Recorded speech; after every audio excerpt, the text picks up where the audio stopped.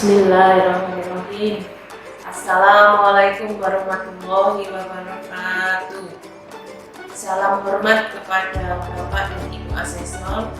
Perkenalkan, nama saya Umi Setiorini SDM MSA. NID NIDN 0713107103. Saya dosen tetap di STIE Yadika Bangil, Prodi Akuntansi. Di sini saya akan menjelaskan tentang pengajaran. Mata kuliah yang saya ampu adalah mata kuliah Akuntansi Manajemen. Mata kuliah Akuntansi Manajemen merupakan mata kuliah lanjutan dari Akuntansi Keuangan dan Akuntansi Biaya. Mata kuliah ini memiliki bobot 3 SKS yang artinya harus melaksanakan 136 jam proses pembelajaran dalam 1 minggu. Kemudian deskripsi akuntansi manajemen. Perkuliahan akuntansi manajemen diawali dengan penyajian materi konsep dasar matematika. Konsep dasar ini memberikan kemampuan mahasiswa mengidentifikasi konsep, memahami dengan baik pengertian ilmu manajemen, akuntansi biaya, dan menentukan akuntansi manajemen merupakan bagian dari akuntansi keuangan dan ilmu manajemen. Kemudian, kemampuan akhir yang diharapkan. Setelah menyelesaikan mata kuliah ini, mahasiswa memiliki kemampuan untuk menjelaskan C2, menghitung C3, dan menganalisis C4. Konsep-konsep teori-teori terkait yang berhubungan dengan akuntansi manajemen. Materi pembelajaran akuntansi manajemen ada 14 kali pertemuan. Untuk yang pertama, ruang lingkup akuntansi manajemen, konsep-konsep biaya, perilaku biaya, penentuan biaya produk, metode biaya pesanan dan proses, penentuan biaya produksi, variabel dan menu, analisa biaya volume dan laba, pengambilan keputusan jangka pendek, penentuan harga jual, penganggaran operasi dan keuangan. Yang ke-10, pengukuran kinerja manajemen pusat beban dan pusat pendapatan, pengukuran kinerja manajer pusat laba dan pusat investasi, penentuan harga transfer, nilai waktu uang, penganggaran capital. Buku referensi yang saya pakai itu ada 7. Yang pertama dari Hansen Moen, yang kedua Hansen Moen untuk edisi ke-8 kedua, kemudian M.S. Grohil, Fred R. David, Dermawan Syahrial, Kautsar Riza Salman, dan Muhammad Farid, kemudian Slamet Sugiri. Interaksi DYS dan mahasiswa. Yang pertama, mahasiswa mempresentasikan tugas resum hasil diskusi kelompok sesuai bab yang sudah ditentukan di RPS oleh dosen ke mahasiswa. Kemudian dosen sebagai moderator untuk memimpin diskusi kelompok mahasiswa. Mahasiswa dan dosen saling berdiskusi untuk memberikan pendapatnya mengenai substansi bab pembahasan. Kemudian feedbacknya, mahasiswa memberikan tanggapan secara langsung pada WA Group atau Google Classroom untuk evaluasi pembelajaran. Sistem pembelajaran yang pertama dengan sinkronus dengan daring, yaitu mahasiswa mempresentasikan resum yang sudah dikerjakan secara berkelompok, kemudian bersama dosen mengulas materi sesuai dengan topik pembahasan. Yang kedua, dengan asinkronus luring, mahasiswa membaca materi e-book dan artikel, tugas latihan kasus. Untuk umpan baliknya, yang daring, mahasiswa memberikan tanggapan dan pertanyaan terhadap materi, mahasiswa berdiskusi bersama mengenai materi pembahasan, dosen menyimpulkan pembahasan materi yang telah didiskusikan. Umpan baliknya untuk gurunya, mahasiswa membaca dan mereview e-book dan artikel, mahasiswa mengirim tugas di Google Classroom. Kemudian untuk sistem penilaian, ada dua, penilaian diskusi dan buktinya.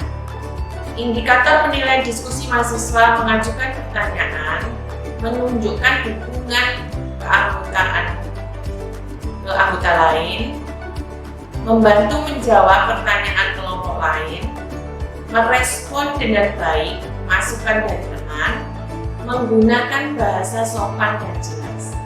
Kemudian penilaian akhir mahasiswa itu tugas 20%, keaktifan 10%, absensi 10%, kemudian UTS 30%, UAS 30%. Kemudian saya sajikan bagaimana saya memberi pembelajaran ke mahasiswa tentang akuntansi manajemen. Macam anggaran. Anggaran induk atau master budget adalah rencana keuangan menyeluruh atau komprehensif bagi organisasi secara keseluruhan, biasanya dalam 1 tahun. Komponen anggaran induk antara lain, yang pertama, anggaran operasional adalah rencana seluruh kegiatan operasi untuk mencapai tujuan utama perusahaan. Anggaran penjualan barang, anggaran pembelian barang, anggaran beban administrasi dan umum, anggaran produksi. Kedua, anggaran kapital atau capital budgeting adalah proses merencanakan pengeluaran relatif besar dan jangka panjang, meliputi rencana membangun pabrik baru, rencana membeli komputer baru, rencana mengganti kendaraan baru. Yang ketiga, anggaran keuangan atau financial budgeting adalah rencana jumlah uang tunai yang dibutuhkan untuk mendanai rencana operasi dan rencana kapital. Keempat, anggaran lainnya, anggaran laporan laba rugi, anggaran neraca, dan anggaran laporan arus kas.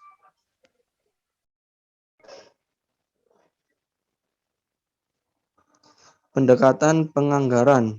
Pertama, bottom up budgeting adalah proses penganggaran dimulai dari mandor sampai kepala departemen, lalu kepala pabrik, kemudian CEO, dan terakhir manajer atasan tertinggi. Yang kedua, top down budgeting adalah anggaran ditetapkan secara otoriter, yaitu ditetapkan ada CEO, sedangkan bawahan tinggal melaksanakan atau mengimplementasikan.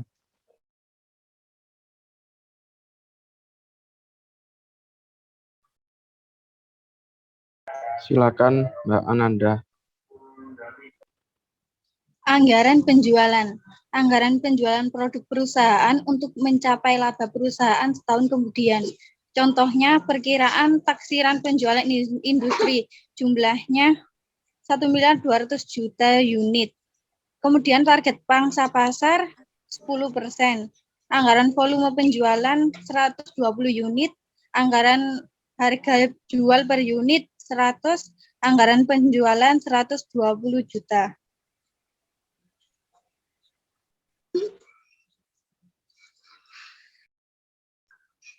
Anggaran biaya produksi, rencana jumlah produk yang dibuat untuk memenuhi anggaran volume penjualan. Perkiraan persediaan akhir produk selesai, jumlahnya 5.000 unit, anggaran volume penjualan 120 unit dan 125 unit. Persediaan awal produk selesai 17.000 unit, rencana anggaran volume produksi 108.000 unit.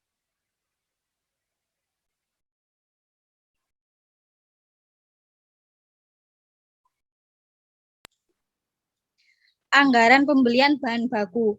Anggaran kuantitas bahan baku yang akan dibeli untuk memenuhi rencana volume produksi dikalikan dengan anggaran harga pokok bahan bakunya.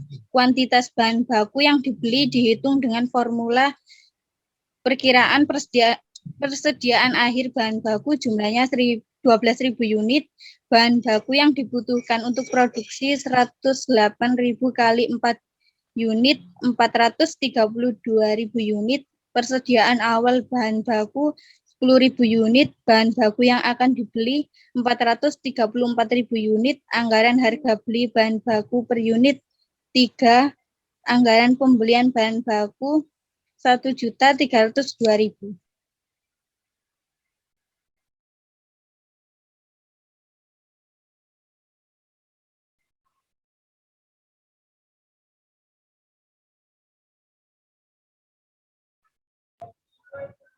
Silakan Mas Satria. Anggaran biaya tenaga kerja langsung. Perkalian antara kuantitas jam kerja langsung yang dibutuhkan untuk memenuhi rencana volume produksi dan biaya per jam kerja langsung. Perkiraan jumlah unit yang akan diproduksi jumlah 108.000 unit. Waktu tenaga kerja langsung per unit kali 2 jam dengan 216.000 unit. Tarif upah tenaga kerja langsung per jam kali Rp10. Anggaran biaya tenaga kerja langsung Rp 2.160.000.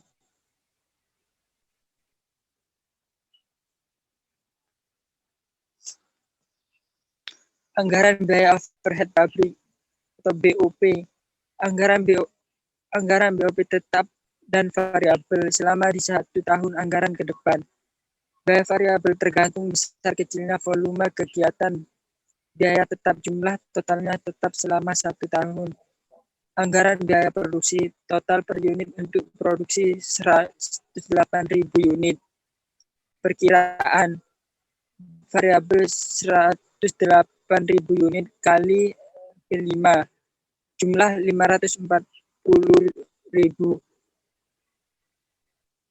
Tetap termasuk beban depresiasi Rp250 ditambah 972.000. Anggaran BEP total Rp1.512.000. Perkiraan bahan baku yang dibutuhkan 4 unit kali 3 per unit 12, total 180.000 per unit. Tenaga kerja langsung 2 jam 10 per unit 20, total 2.160.000. BAPRP 1.512.000 dibagi 108.000 per unit 14, total 1.512.000 rupiah. Anggaran biaya produksi per unit 46, total 4.968.000 rupiah.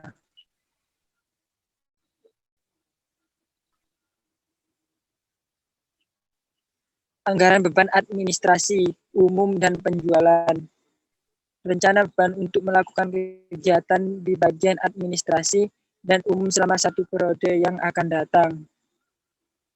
Perkiraan variabel 10% kali 12.000 rupiah, jumlah 1.200.000. Beban tetap termasuk beban depresi 125.000 rupiah ditambah jumlah 300.000. Anggaran beban administrasi dan umum penjualan jumlah 1.500.000 rupiah.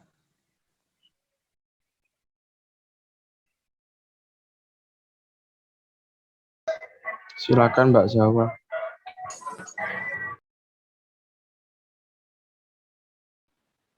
Anggaran laba rugi. Prediksi laporan laba rugi tahun depan dengan anggapan bahwa anggaran operasi dapat terrealisasi perkiraan penjualan 12 juta, beban pokok penjualan 5.520.000, laba bruto 6 juta, resi umum dan penjualan 1.980.000, beban bunga 50.000, laba sebelum pajak 4.930.000, pajak penghasilan 30%, 1.479.000, laba bersih 3.451.000.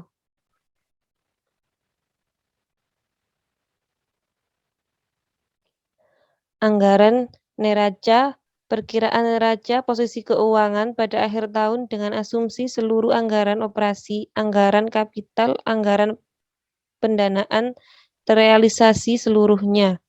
Perusahaan kancing baju, anggaran neraca per 31 Desember 2015. Kas 700.000, piutang usaha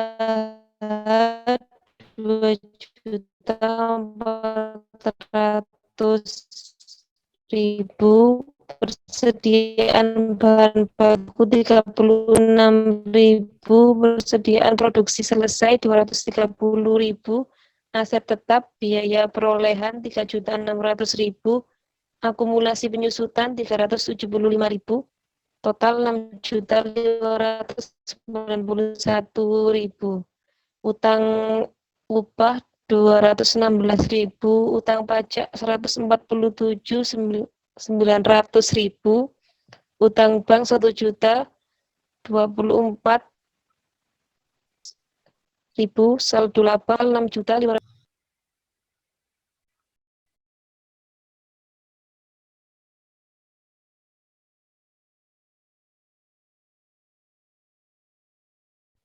Anggaran laporan arus kas, prediksi tentang laporan arus kas selama 1 periode ke depan dengan anggapan seluruh anggaran yang disebutkan sebelumnya terrealisasi. Perusahaan kancing baju, anggaran laporan arus kas tahun 2015, kegiatan operasi dari pelanggan 11.600.000 untuk membeli bahan baku 1.362.000, untuk membayar upah TKL 1.944.000, untuk membayar overhead pabrik 1.262.000, untuk membayar beban admin umum dan penjualan 1.375.000, untuk membayar pajak 1.331.100.000, arus kas bersih dari kegiatan operasi total 4.325.900, kegiatan investasi dari pelepasan aset tetap 500.000, untuk membeli aset tetap baru 3.600.000, arus kas bersih untuk kegiatan investasi 3.100.000 rupiah.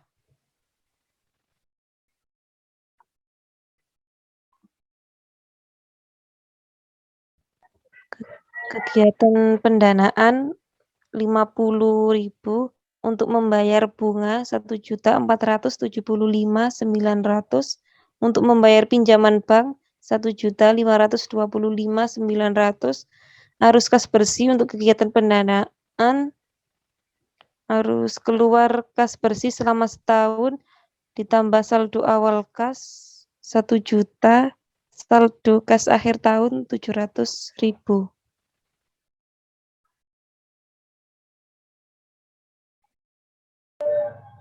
Terima kasih atas perhatiannya.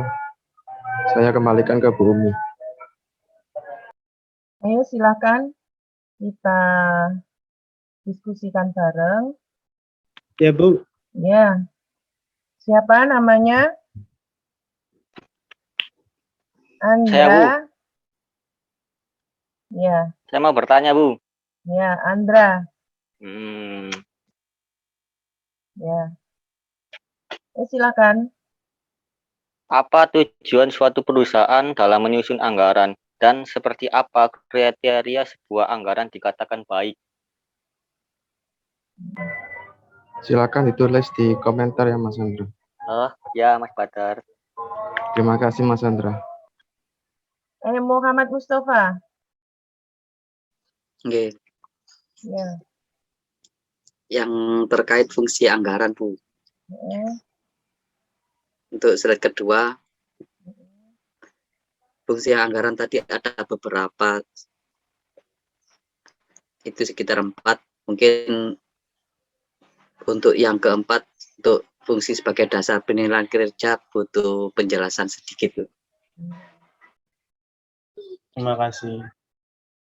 Ya, ayo silakan kelompok 1. Saya akan menjawab pertanyaan dari Mas Andra. Apa tujuan suatu perusahaan dalam menyusun anggaran dan seperti apakah kriteria sebuah anggaran dikatakan baik?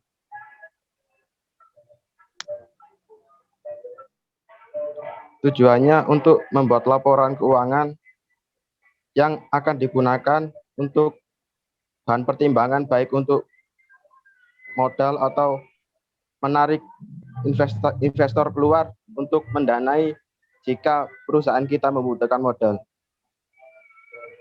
Kriteria yang baik itu ya laba yang dihasilkan dalam 1 tahun itu harus meningkat.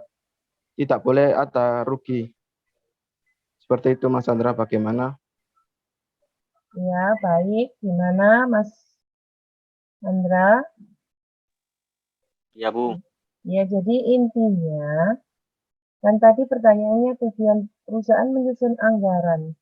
Dan perusahaan itu dikatakan baik itu apabila anggarannya bagaimana gitu.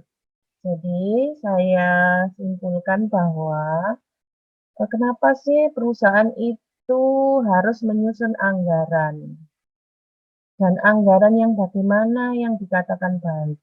Anggaran itu kan sebuah rencana ya, rencana untuk tahun depan.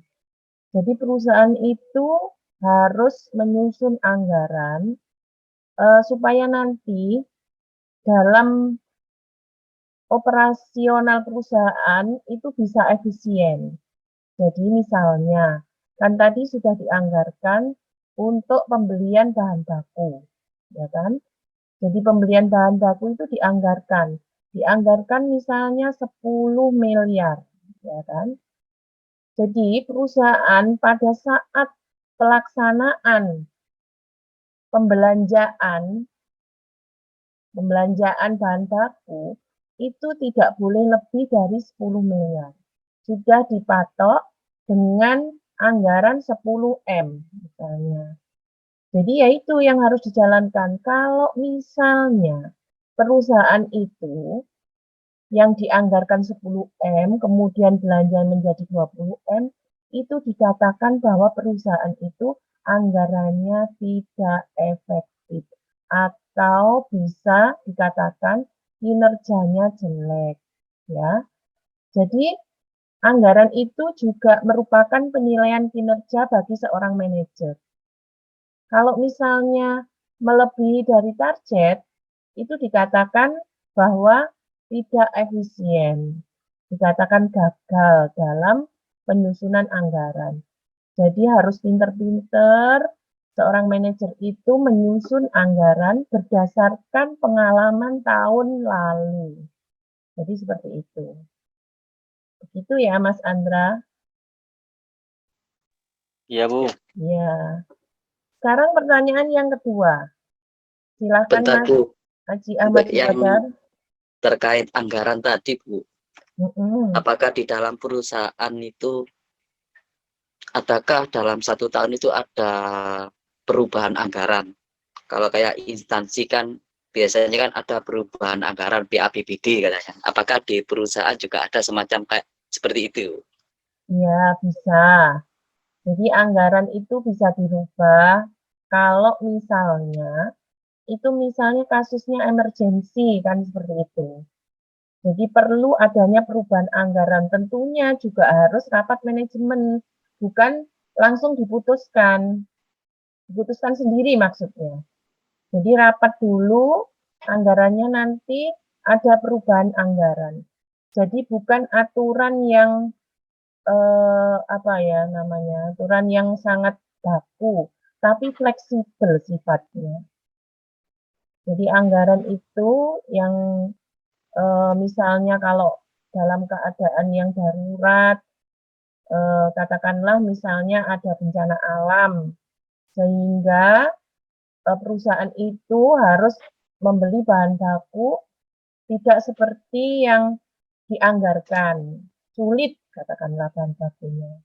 Jadi itu boleh diadakan perubahan anggaran, tapi tentunya dengan rapat manajemen, ya. Dan juga harus izin dengan pemilik, kan seperti itu. Kan ada ketentuan anggaran yang berapa setiap perusahaan itu beda-beda. Jadi anggarannya itu beda-beda. Peraturannya kalau misalnya di atas 10 juta itu harus dengan pemilik kan gitu. Atau mungkin pimpinan saja. Jadi beda-beda aturan perusahaan. Gimana Mas Muhammad Mustafa?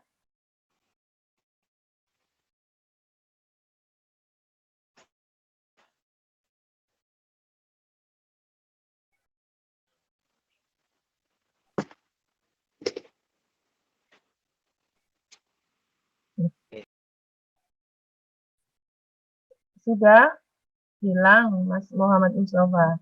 Sinyalnya hilang. Nggih, jaringannya Bu, hujan. Iya. Ayo Mas Nggih. Aji Ahmad Subadar, diteruskan. Pertanyaan yang kedua. Baik, saya akan meneruskan pertanyaan yang kedua. Tolong di penjelasan fungsi anggaran dari dasar penilaian kinerja. Seperti yang Bu Umi katakan tadi, kan ada batasan anggarannya. Nah, di dalam perusahaan itu pasti kan ada departemen seperti departemen sumber daya manusia atau sumber daya yang dimiliki atau departemen keuangan, kan di situ ada anggarannya.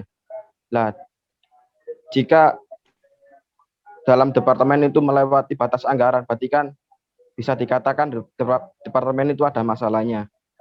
Nah, di situ yang disebut fungsi penilaian kinerja, gitu, Pak Mustafa. Ya, terima kasih semuanya. Wassalamualaikum warahmatullahi wabarakatuh. Waalaikumsalam warahmatullahi wabarakatuh.